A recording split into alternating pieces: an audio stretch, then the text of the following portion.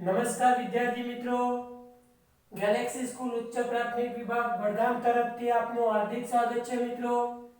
ધોરણ 6 વિષય વિજ્ઞાનની અંદર પ્રકરણ નંબર 2 પછી આહારના ઘટકો વિશે આપણે અભ્યાસ કરતા હતા। છેલ્લા લેક્ચરની અંદર આપણે પ્રોટીન, સ્ટાર્ચ અને ચરબીની હાજરી વિશે જોયું હતું।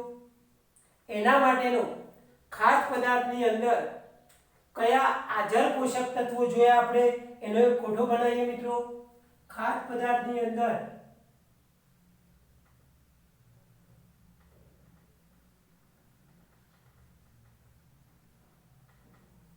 હાજર પોષક તત્વો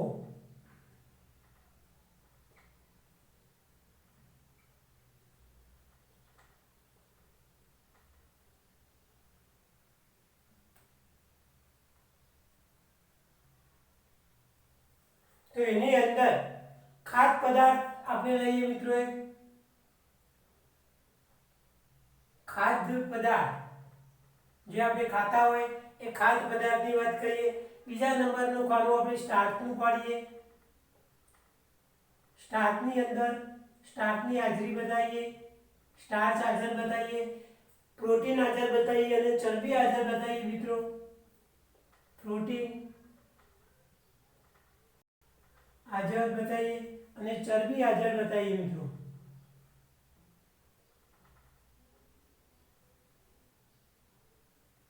હવે આની અંદર ખાદ્ય પદાર્થની અંદર આપણે જોઈએ મિત્રો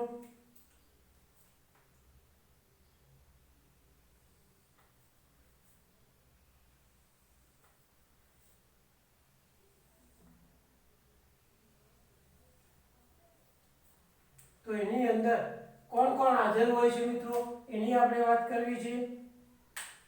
खाद्य पदार्थनी अंदर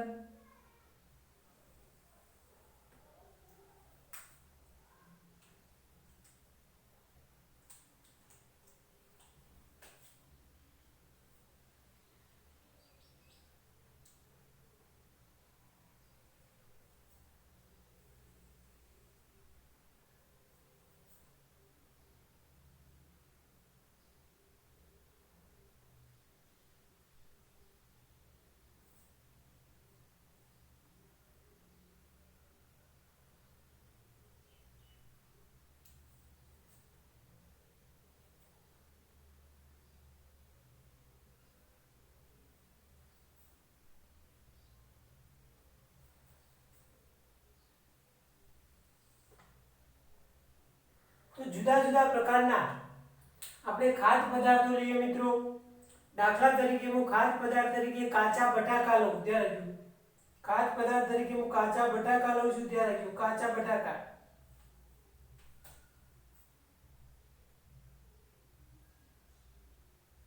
કાચા બટાટા। હવે કાચા બટાટા મેં લીધા, એની અંદર સ્ટાર્ચ આપણે જોયું તો હાજરી બતાવતો તો મિત્રો, તો સ્ટાર્ચ હાજરી બતાવતો તો આપણે આ લખીશું। શું લખીશું? આ લખીશું। પ્રોટીન ગેરહાજર બતાવતો તો મિત્રો, તો એની અંદર આપણે ડેશ મારી દઈશું। ચરબી પણ હાજર નતું બતાવતો તો આપણે ડેશ મારી દઈશું। ત્યારે દૂધની વાત કરીએ આપણે, દૂધ તો દૂધની અંદર શું જોવા મળતું હતું? તો સ્ટાર્ચ ગેરહાજર હતું મિત્રો, પ્રોટીન હાજરી જોવા મળતી હતી, તો આ લખીએ આપણે। ચરબી પણ હાજર જોવા મળતું હતું। મગફળી લખીએ મિત્રો, મગફળીની અંદર સ્ટાર્ચ ગેરહાજર હતું, પ્રોટીન હાજર હતું અને ચરબી પણ શું હતું? હાજર તમને જોવા મળતું હતું। આવી રીતે આપણે ચોખાનો લોટ લખીએ મિત્રો, ચોખાનો લોટ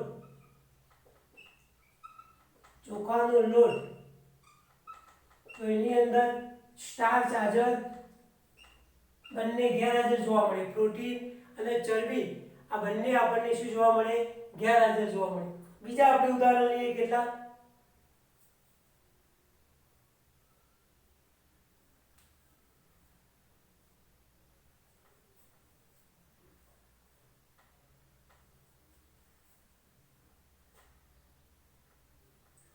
દાખલા તરીકે આપણે એવા બીજા ઘણા ઉદાહરણ લઈ શકીએ।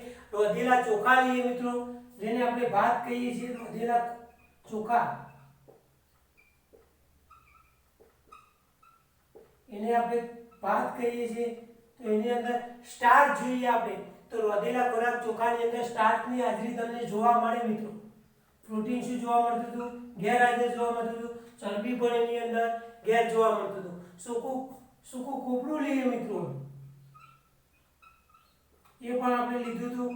તો સૂકું કોપરુંની અંદર સ્ટાર્ચ જોઈએ આપણે તો ગેરહાજર જોવા મળે, પ્રોટીન પણ ગેરહાજર જોવા મળતું હતું અને ચરબી એની અંદર હાજર જોવા મળતું હતું. ત્યારે ચરબી એની અંદર હાજર જોવા મળતું હતું. એટલે આ લખી શકીએ આપણે, આ લખી શકીએ હાજર. ત્યારે ચણાનો લોટ લઈએ મિત્રો, ચણાનો લોટ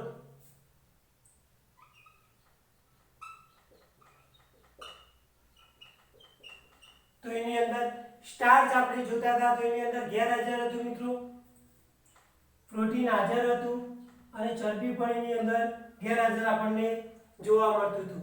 સ્ટાર્ચ આ ચણાનો લોટ. રોધેલી દાળ લઈએ આપણે, ત્યારે રોધેલી દાળ, રોધેલી દાળ તો એની અંદર સ્ટાર્ચ ગેરહાજર, પ્રોટીન હાજર જોવા મળે અને ચરબી પણ એની અંદર શું જોવા મળતું હતું મિત્રો? ગેરહાજર જોવા મળતું હતું. ત્યારે કોઈ પણ શાકભાજીનો ટુકડો લઈએ આપણે, ત્યારે એ પણ લીધું હતું આપણે.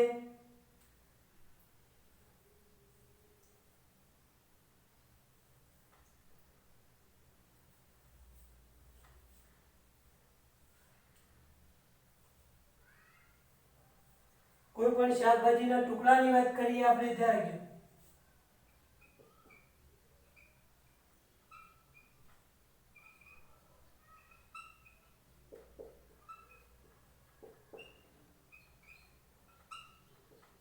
કોઈ પણ શાકભાજીનો ટુકડો એની અંદર કોઈ હાજર નહોતું મિત્રો. સ્ટાર્ચ, પ્રોટીન કે ચરબી કોઈ વસ્તુ જોવા મળતું નહોતું મિત્રો. ત્યારે બાફેલું ઈંડું લઈએ મિત્રો, ત્યારે બાફેલું ઈંડું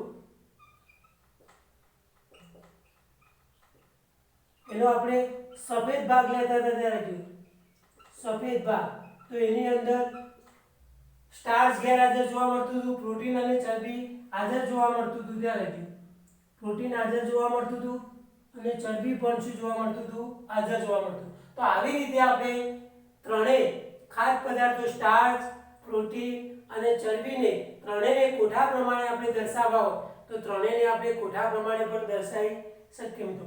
હવે આપણે આ આહારના જે પોષક ઘટકો છે, ત્યારે એ પોષક ઘટકોના નામ આપીએ અને દરેકનું કાર્ય જણાવીએ મિત્રો.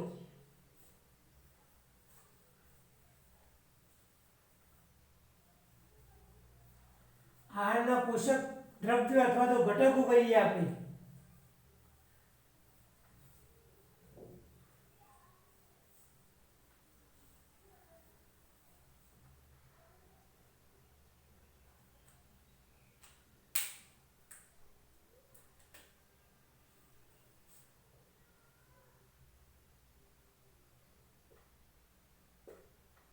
આહારના પોષક દ્રવ્યો જ્યારે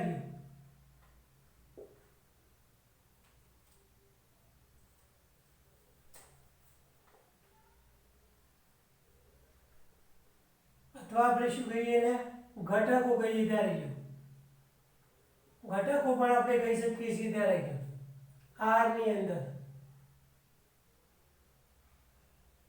તો એની અંદર એક એક આપણે જોઈએ તો દાખલા તરીકે આપણે પહેલો આહારનો ઘટક જુદા જુદા પ્રકારના ઘણા જોવા મળે તો નંબર 1 જોઈએ આપણે, એને કાર્બોદિત નામ આપીએ આપણે. કાર્બોદિતોની વાત કરીએ આપણે.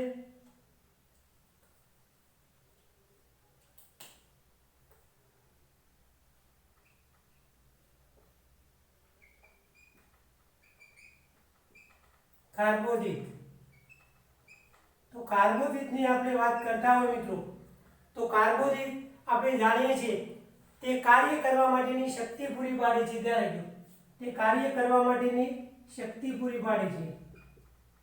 કાર્ય કરવા માટેની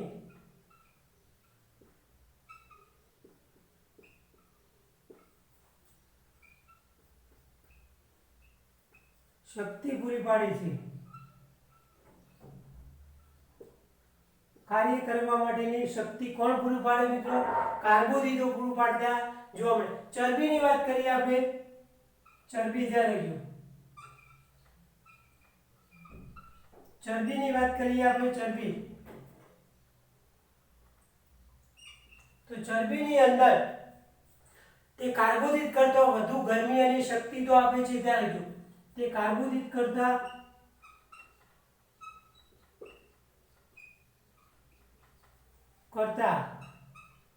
વધુ ગરમી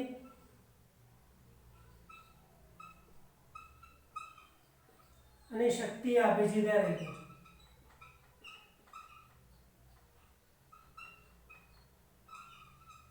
કાર્બોદિત કરતા એ વધારે ગરમી આપતું તમને જોવા મળે, શક્તિ પણ વધારે આપતું જોવા મળે છે.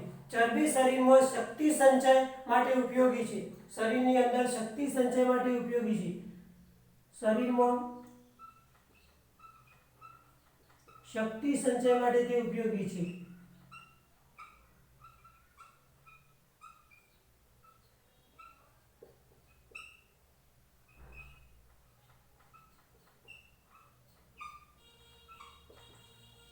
શરીરમાં શક્તિ સંચય મેળવવા માટે ચરબી ખાસ ઉપયોગી આપણને જોવા મળતી હોય છે. મિત્રો ધ્યાન રાખજો.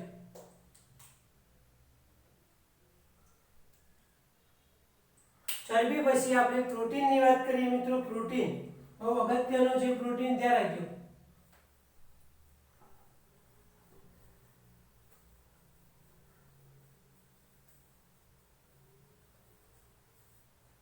પ્રોટીનની વાત કરવી છે આપણે. પ્રોટીન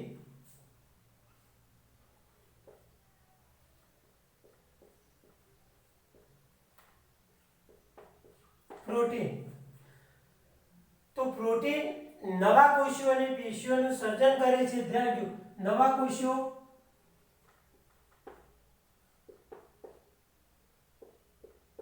અને પેશીઓનું સર્જન કરે છે.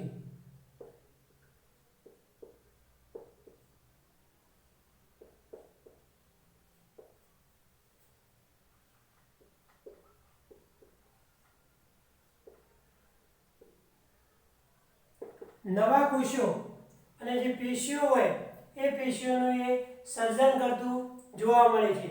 અને શરીરની અંદર શક્તિ માટે આ પણ ઉપયોગી છે. અને શરીરમાં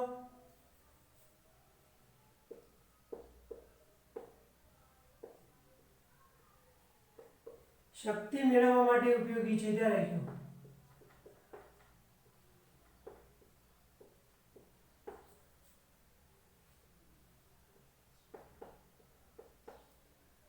શરીરની અંદર શક્તિ મેળવવા માટે પણ પ્રોટીન ઉપયોગી છે. મિત્રો ધ્યાન રાખજો. હવે આપણે ચોથા નંબરની અંદર વિટામિનની વાત કરીએ. મિત્રો વિટામિન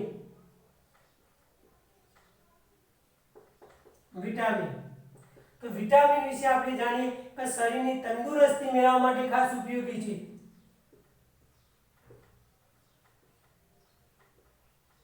શરીરની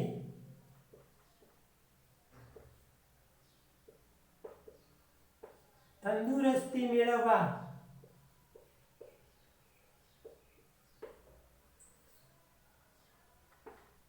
માટે ખાસ ઉપયોગી છે. ધ્યાન રાખજો. શરીરની તંદુરસ્તી મેળવવા માટે ખાસ ઉપયોગી છે. વળી તે ઓક, હાડકા, દોત અને પેઢાને પણ રક્ષણ આપે છે, સ્વચ્છ રાખે છે. ત્યારે ઓક, હાડકા, દોત, તે ઓક, દોત, હાડકા અને પેઢાને તંદુરસ્ત રાખે છે. અને પેઢાને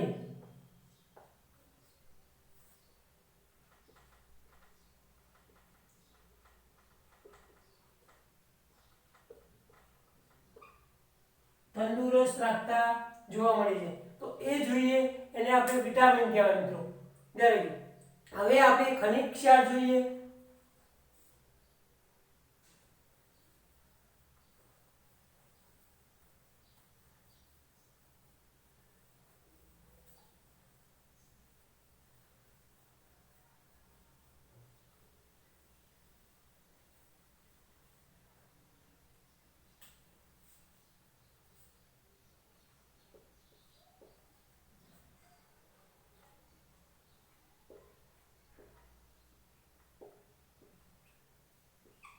પાંચમા નંબરની અંદર ખનિજ ક્ષાર જોઈએ તો શરીરની અગત્યની જૈવિક ક્રિયાનું નિયમન કરે છે મિત્રો. ત્યારે શરીરની અગત્યની જૈવિક ક્રિયાનું નિયમન કરે છે.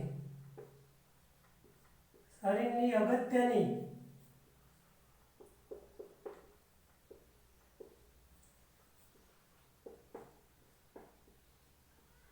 જૈવિક ક્રિયાઓનું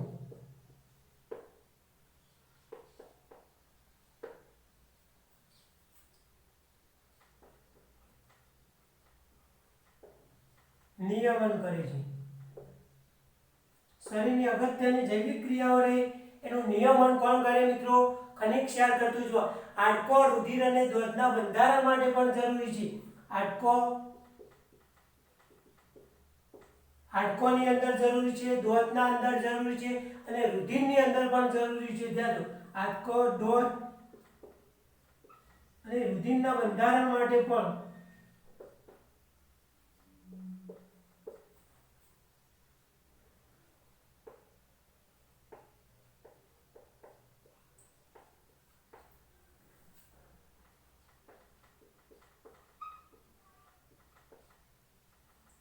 એટલે હાડકો, દૂધ અને જે રુધિરનું બંધારણ હોય એના માટે પણ ખનિજ ક્ષાર જરૂરી છે. તો આ આહારના પોષક ઘટકો હતા અને તેની અગત્યતા હતી મિત્રો, ઉપયોગિતા હતી. હવે આપણે વિટામિનો અને તેની અગત્યતાની વાત કરવી છે મિત્રો. વિટામિનો અને તેની અગત્યતા જે કહેવાય એની વાત કરવી છે.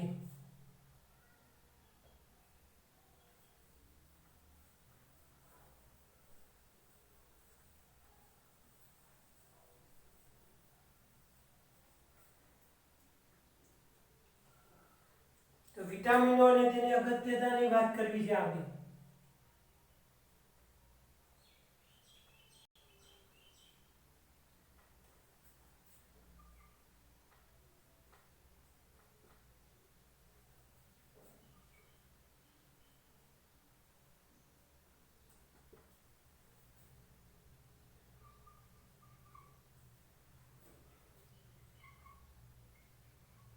તો એની અગત્યતાની વાત કરવી છે આપણે, વિટામિનો અને તેની અગત્યતા. તો વિટામિનો ઘણા પ્રકારના હોય, અલગ અલગ નામથી ઓળખતા હોય છે મિત્રો. વિટામિનો ઘણા પ્રકારના તમને જોવા મળે, અલગ અલગ પ્રકારથી ઓળખતા હોય છે. દાખલા તરીકે વિટામિન એ તમને જોવા મળે,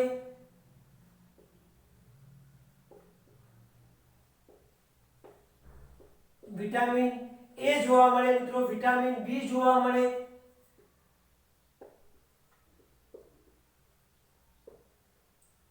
વિટામિન બી જોવા મળે, વિટામિન સી, વિટામિન ડી જોવા મળે, વિટામિન સી, વિટામિન ડી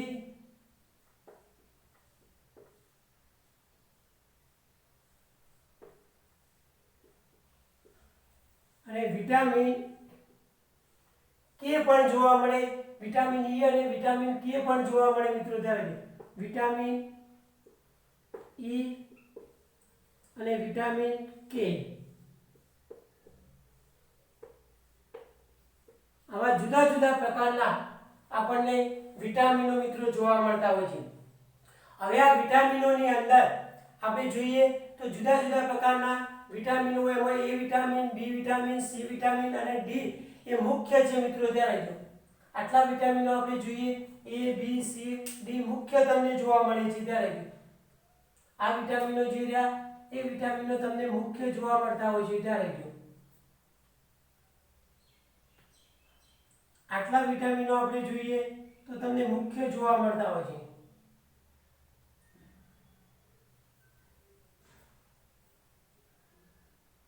આ વિટામિનો જે જોવા મળે એ મુખ્ય વિટામિનો છે. ત્યારે મુખ્ય વિટામિનો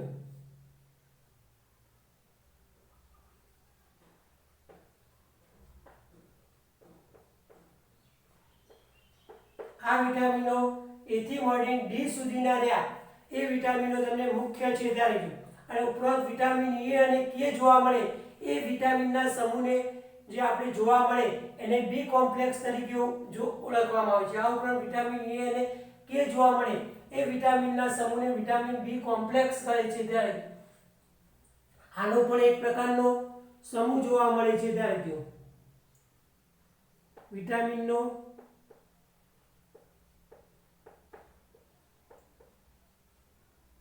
સમૂહ જોવા મળે છે અને જો વિટામિનનો આવા પ્રકારનો જુદા જુદા પ્રકારનો વિટામિન ઈ અને કે નો સમૂહ જોવા મળે તો આવા વિટામિનના સમૂહને વિટામિન બી કોમ્પ્લેક્સ કહે છે. આવા સમૂહને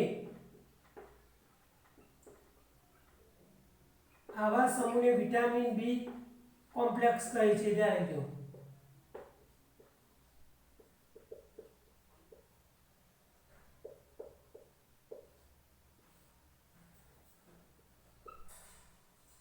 એનું નામ છે મિત્ર કે જેને વિટામિન બી કોમ્પ્લેક્સ તરીકે ઓળખવામાં આવે છે. ત્યારે તો vitamin A, vitamin B, vitamin C અને વિટામિન ડી કહેવાય એ મુખ્ય વિટામિન છે. આ ઉપરાંત વિટામિન ઈ અને વિટામિન કે પણ આપણને જોવા મળે છે. વિટામિનના આવા સમૂહને વિટામિન બી કોમ્પ્લેક્સ તરીકે આપણે ઓળખીએ છીએ. ત્યારે હવે વિટામિન બી અને વિટામિન સી ની વાત કરીએ આપણે. ત્યારે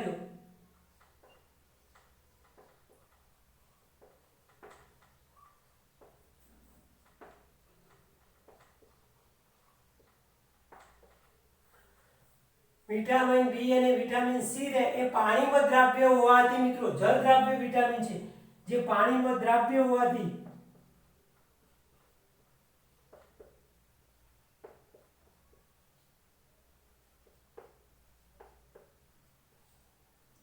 જળ દ્રાવ્ય વિટામિન છે. ત્યારે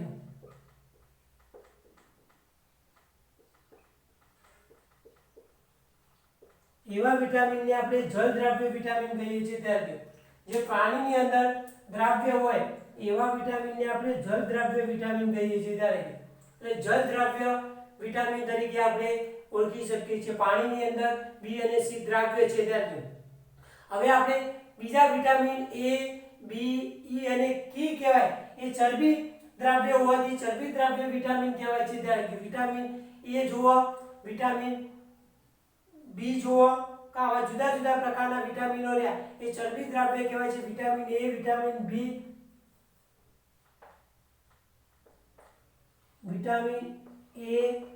વિટામિન બી, તો વિટામિન એ જુઓ, વિટામિન બી જુઓ, વિટામિન ઈ જુઓ અને વિટામિન કે જુઓ. વિટામિન ઈ અને વિટામિન કે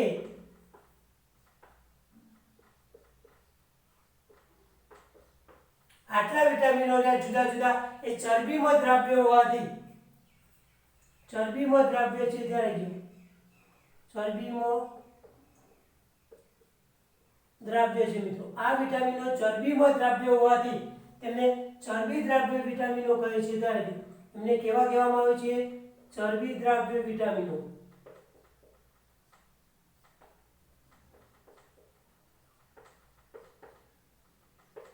વિટામિન ઈ, વિટામિન કે ચરબીમાં દ્રાવ્ય હોવાથી એમને ચરબી દ્રાવ્ય વિટામિનો તરીકે પણ આપણે ઓળખી શકીએ છીએ. ત્યારે હવે વિટામિનના મુખ્ય સ્ત્રોત જોઈએ આપણે તો લીલા શાકભાજી અને ફળ છે. ત્યારે વિટામિનના મુખ્ય સ્ત્રોત જોઈએ આપણે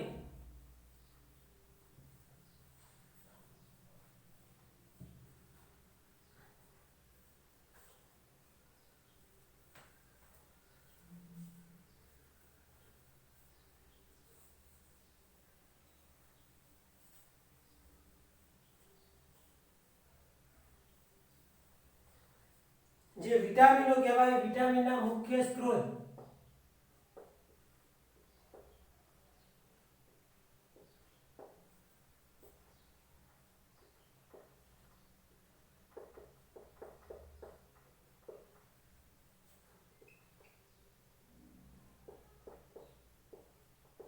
લીલો શાકભાજી અને ફળ છે. ત્યારે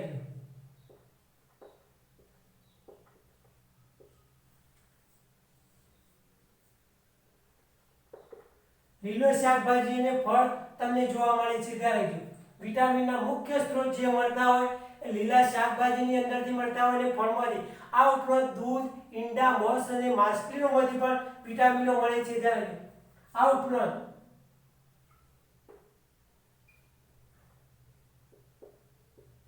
દૂધ, ઈંડા, મોસ અને માછલીઓમાંથી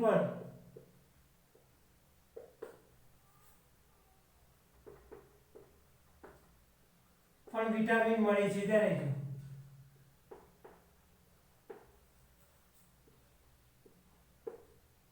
દૂધ જોઈએ આપણે, ઈંડા જોઈએ, મોસ જોઈએ કે માછલીઓ જોઈએ, આમાંથી પણ આપણને વિટામિનો જોવા મળતા હોય છે મિત્રો. આમાંથી પણ આપણને વિટામિનો અલગ અલગ પ્રકારના ઘણા બધા વિટામિનો જોવા મળતા હોય છે.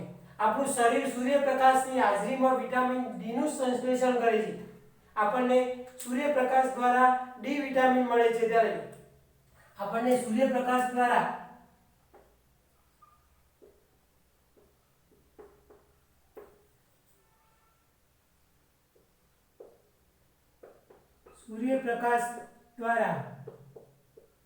ડી વિટામિન મળે છે.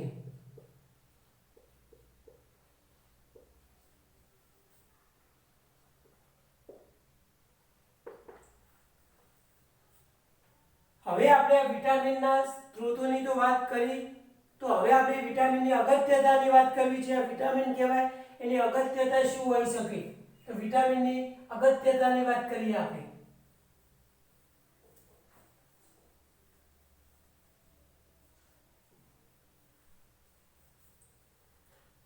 કઈ ઉણપથી આ વિટામિનો થાય મિત્રો, એ આપણે આના પછીનું જ્યારે લેક્ચરો આવશે એની અંદર ભણીશું. પાછા કઈ ઉણપથી થતા જોવા મળે. હવે તો આપણે વિટામિનની અગત્યતાની વાત કરવી છે. વિટામિનની અગત્યતા કરાય.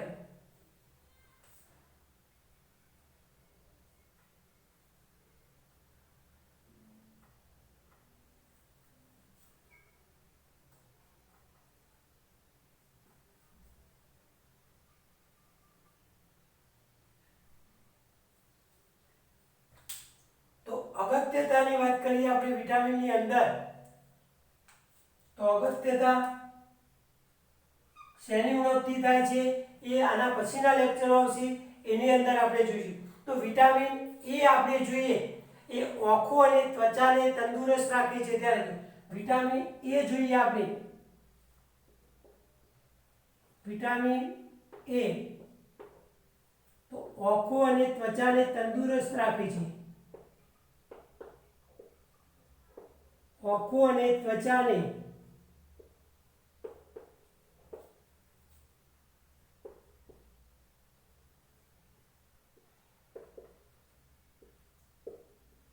આપણી આંખો કહેવાય એ અને ત્વચા બંનેને તંદુરસ્ત રાખવાનું કામ વિટામિન એ કરે છે. ત્યારે જો એવો જ વિટામિન જુદા જુદા બી જોઈએ તો ચેતાતંત્ર અને પાચન તંત્ર માટે ઉપયોગી છે. ત્યારે જો વિટામિન બી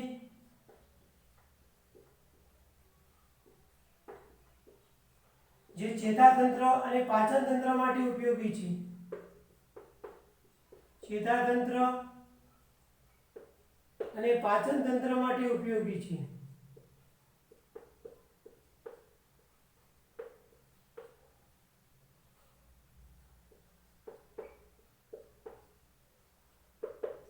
ચેતાતંત્ર માટે ખાસ જરૂરી છે અને પાચન તંત્ર કહેવાય એના માટે પણ ખાસ જરૂરી છે મિત્રો.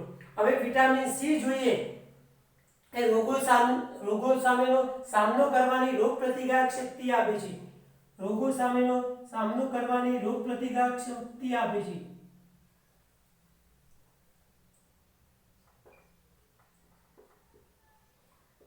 વિટામિન સી રોગો સામેનો સામનો કરવાની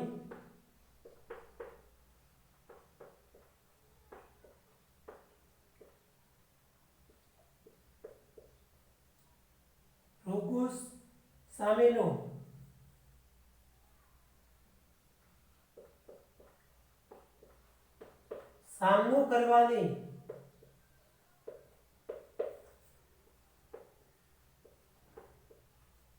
કરવાની રોગ પ્રતિકારક શક્તિ આપે છે.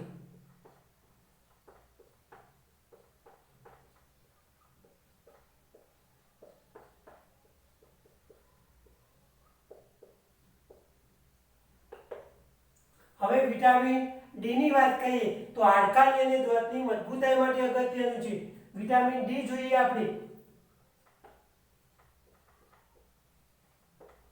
વિટામિન ડી,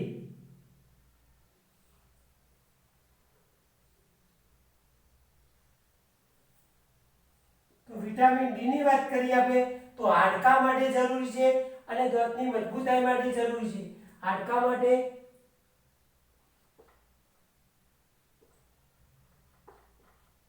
હાડકા અને દાંતની મજબૂતાઈ માટે જરૂરી છે.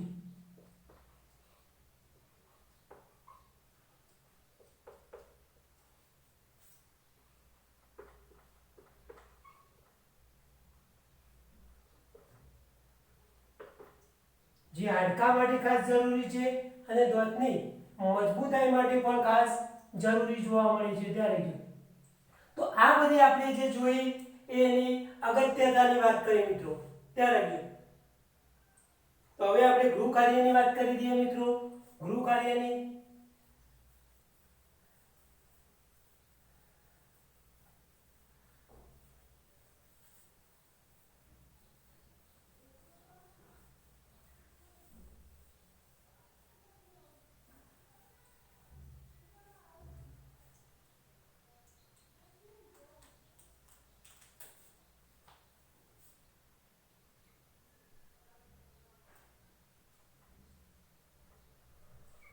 પ્રશ્ન આપણે જોયો, ખાદ્ય પદાર્થમાં હાજર પોષક તત્વોનો કોઠો બનાવો મિત્રો.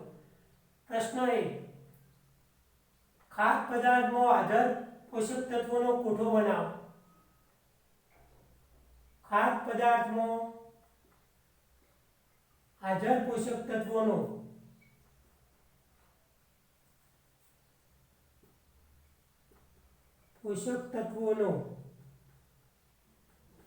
કોઠો બનાવો.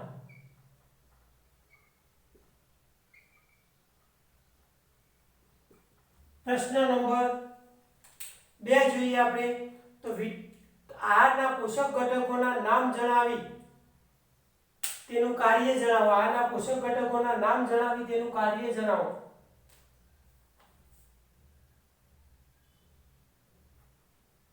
આહારના પોષક ઘટકોના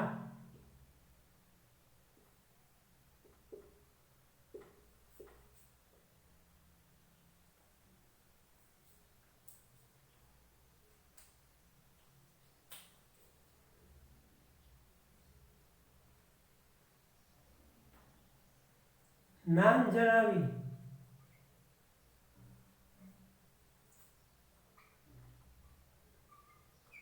તેનું કાર્ય જણાવો. અને પ્રશ્ન નંબર છેલ્લો 3જા નંબરનો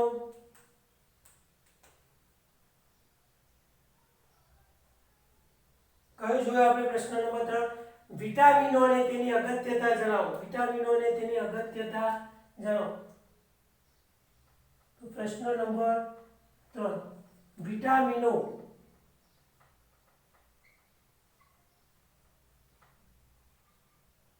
અને તેની અગત્યતા જણાવો.